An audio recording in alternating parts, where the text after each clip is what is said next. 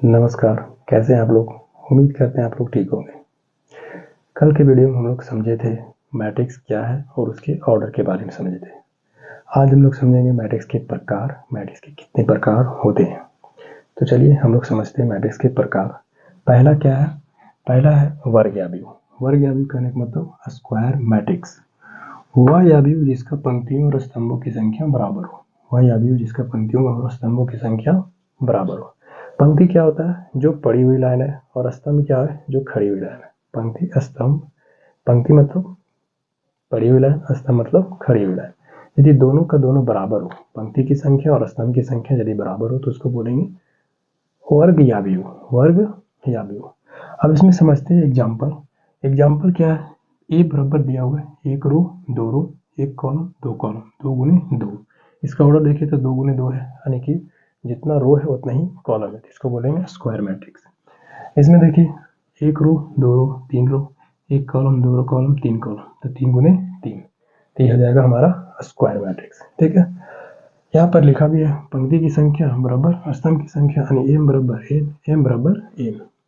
दूसरा है क्षैतिज आव्यूह। क्षैतिज आव्यूह कहने का मतलब हॉरिजॉन्टल मैट्रिक्स। हॉरिजॉन्टल मैट्रिक्स वह आव्यूह जिसका पंक्ति की संख्या कम तथा स्तंभ की संख्या अधिक हो। स्तंभ की संख्या अधिक हो। अब इसको हम लोग एग्जाम्पल समझते हैं। ए बराबर दिया हुआ है 2 रो 3 कॉलम, 2 रो और 3 कॉलम। तो देखिए तो रो की संख्या कम है और कॉलम की संख्या अधिक है, तो इसको बोलेंगे क्या चीज? क्षैतिज आव्यूह। इसमें भी देख लो, एक रो दो रो तीन रो, एक कॉलम दो कॉलम तीन कॉलम चार कॉलम, तो रो कम है कॉलम अधिक है। रो कम है और कॉलम अधिक है, तो उसको बोलेंगे हम लोग हॉरिजॉन्टल, यानी कि क्षैतिज आव्यूह। क्षैतिज आव्यूह। इसमें से देखिए पंक्ति इज लेस देन स्तंभ, M is less than N, M is less than. अब हम लोग समझते हैं तीसरा उदग्र आव्यूह, वर्टिकल मैट्रिक्स। इसमें क्या होता है? पंक्ति की संख्या अधिक होती है लेकिन स्तंभ की संख्या कम होती है। अब इसके उल्टा हो जाएगा, पंक्ति की संख्या अधिक लेकिन स्तंभ की संख्या कम हो, तो उसको बोल देंगे उदग्र आव्यूह। एग्जाम्पल समझते हैं। ए बराबर दिया हुआ है एक दो तीन, 3 कॉलम 3 रो है, एक दो 2 रो है, सॉरी 2 कॉलम है। अब इसमें देखिए तो रो की संख्या कॉलम की संख्या से अधिक है।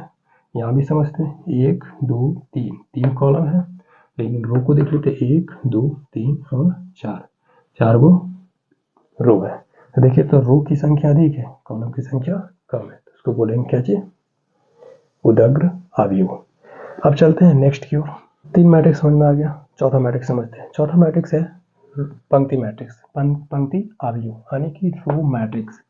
एक पंक्ति वाला आव्यूह, एक पंक्ति वाला आव्यूह रो मैट्रिक्स कहलाता है। एक पंक्ति वाला आव्यूह रो मैट्रिक्स कहलाता है। जैसे में एग्जाम्पल, ए बराबर एक ही पंक्ति है, एक ही पंक्ति है, बी बराबर भी एक ही पंक्ति है, तो इसको बोलेंगे रो मैट्रिक्स। इसको क्या बोलेंगे? Row matrix. पांचवा है स्तंभ आव्यूह। स्तंभ आव्यूह मतलब कॉलम मैट्रिक्स। कॉलम मैट्रिक्स इसमें क्या है? एक स्तंभ वाला आव्यूह, एक स्तंभ वाला आव्यूह कॉलम मैट्रिक्स कहलाता है। एग्जाम्पल, ए बराबर है एक ही कॉलम है 4 6 8, एक ही कॉलम है। बी बराबर 4 7 8 7, एक ही कॉलम है, इसको बोलेंगे स्तंभ आव्यूह यानी कॉलम मैट्रिक्स। छठा आव्यूह है शून्य आव्यूह। शून्य आव्यूह मतलब जीरो मैट्रिक्स। वह आव्यूह जिसका सभी अवयव शून्य हो, इसे वो द्वारा सूचित करते हैं। इसे वो द्वारा सूचित करते हैं। ए बराबर 0 0 0, बी बराबर भी 0 0, इसको बोलेंगे शून्य मैट्रिक्स। अब समझते हैं सातवां मैट्रिक्स। छठा तक तो समझ लिए, अब सातवां मैट्रिक्स समझते हैं। सातवां मैट्रिक्स क्या है? विकर्ण आव्यूह। विकर्ण आव्यूह को इंग्लिश में बोलते हैं डायगोनल मैट्रिक्स। डायगोनल मैट्रिक्स क्या है?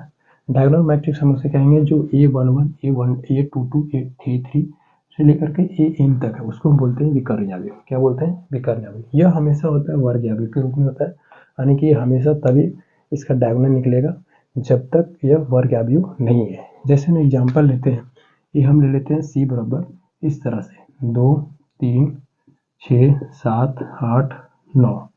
इसका हम विकर्ण नहीं निकाल सकते क्योंकि ये इसका विकर्ण देखिए यहीं तक जाकर के रुक जाता है, इसके आगे नहीं जाते हैं, है ना। तो हम इसका विकर्ण नहीं निकालेंगे, तो विकर्ण आव्यूह जो होगा हमेशा वर्ग आव्यूह होगा। कैसा होगा? वर्ग आव्यूह। ठीक है। अब समझते हैं इसमें एग्जाम्पल। ए बराबर दिया हुआ है क्या चीज, A11, A12, A13, A21, A22, A23, A31, A32, A33। तो जो बीच वाला जो अवयव है, जो बीच वाला जो एलिमेंट है, इसको बोलते हैं डायगोनल। डायगोनल है ना, क्या बोलते हैं, डायगोनल। इसको भी क्या बोलिएगा, डायगोनल, है ना, क्या बोलिएगा, डायगोनल। ठीक है, अब इसमें से देख लो तो ये हमारा क्या हो गया, डायगोनल। ये हमारा हो जाएगा डायगोनल,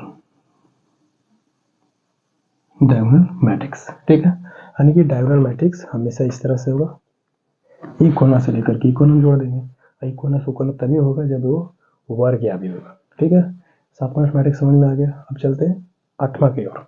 आठवां क्या है, अदिश यावी। अदिश यावी मतलब स्केलर मैट्रिक्स है। स्केलर मैट्रिक्स यह होता है हमेशा क्या चीज, यह हमेशा एक वर्ग या भी होगा। क्या है, यह हमेशा एक वर्ग या भी होगा।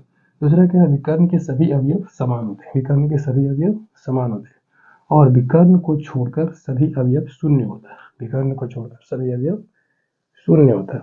जैसे एग्जाम्पल, ए बराबर 2, 0, 0, 2। देखिए तो विकर्ण के अवयव क्या है, समान है। विकर्ण क्या है, समान है, लेकिन इसके अलावा सब क्या है, शून्य है। विकर्ण के अवयव समान है लेकिन इसके अलावा सब शून्य है, इसको बोलेंगे स्केलर मैट्रिक्स।